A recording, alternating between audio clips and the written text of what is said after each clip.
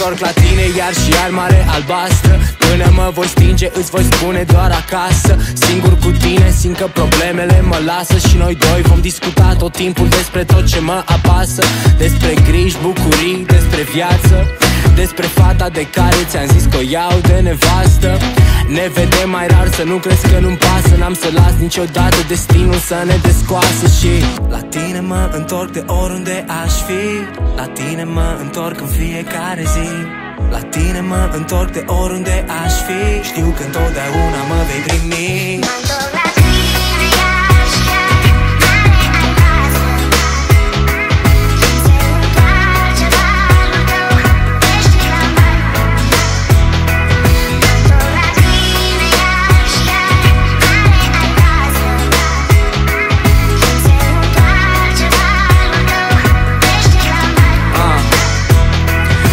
Întorc din nou la tine, chiar dacă nu e vacanță, chiar dacă e toamnă sau iarnă, chiar dacă ceața e deață. Doar trebuie să aud valul, să îți simt un pic ritmul. Îmi bate inima pe beat-ul tău, e simplu. Ca orice om crescut la malul tău. Când sunt departe, dragă, știi că-mi pare tare rău. Dar te visez și nu am cum să nu iau ca pe un semn.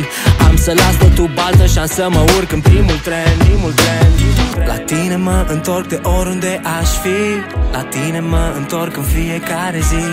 La tine mă întorc de oriunde aș fi. Știu că întotdeauna mă vei primi.